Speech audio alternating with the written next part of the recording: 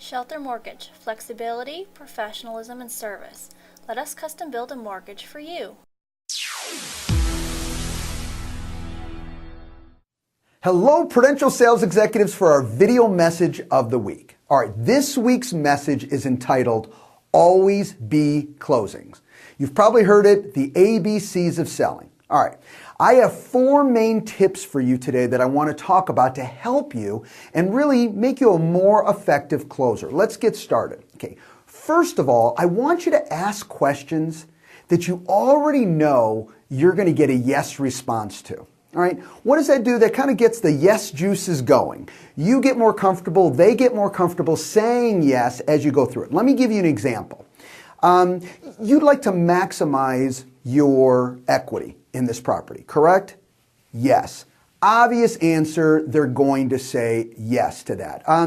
Let's say they've told you that they're moving at a certain time, okay? You can say now, just to reaffirm, you're moving in July. You need to be moved in July, correct? Yes, we have to move in July. Great. These are just examples. When you get those yeses going, get a lot of those small yeses going, gets you more comfortable, gets them more comfortable. Okay, next, I want you to be assumptive in your questions. Say, what do I mean by this? Let me give you an example here.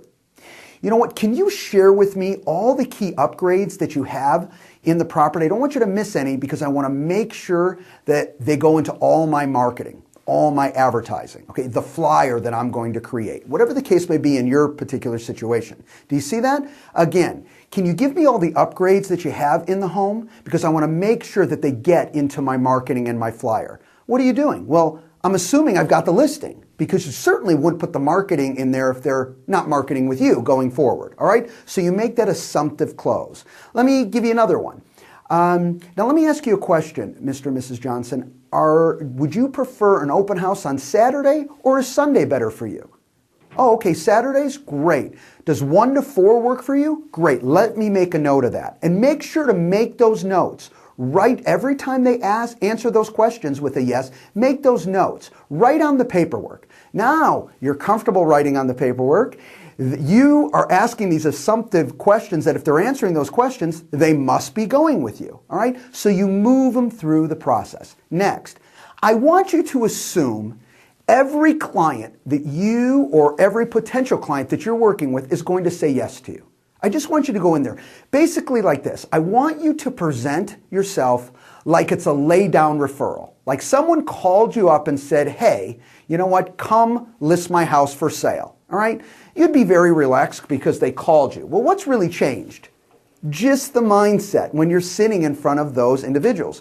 One bit of advice with that, you don't want to skip steps many times, even with the referral. But that's another video. But for this one right now is I want you to present like there's always going to be a yes and it's a laydown. It'll make you more comfortable. And truthfully, you'll get more laydowns doing it. Now in that same vein, remember, don't forget to ask for the order. Okay? Sometimes we go through it and you're doing your presentation and you never really asked for the order. All right, I need you to sign here. I'm excited to get the property marketed for sale. You got to ask for that order. You know, one other tip that I'd like to give along that same line is close like a child. You heard me. I said close like a child. What do I mean by that? I mean never-ending consistency. We know how children do it. They get focused on what they want and they ask and they ask and they ask and they ask until they get it. Even if you have a situation where you don't get it on that first presentation, stay up with them very consistently, okay, and continue to ask that positive closing question and you'll get more business. Last point on this, don't forget why you're there. Don't forget, when you're in front of a buyer or seller, don't forget why you're there. It's to get the contract signed, buyer broker agreement signed, whatever the case may be, is if you're using it for a purchaser. Now remember, we all want to help the clients we work with.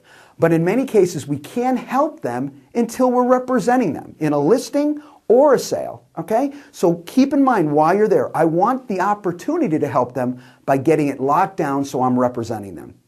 And confident sales executives believe in what they're offering to the public.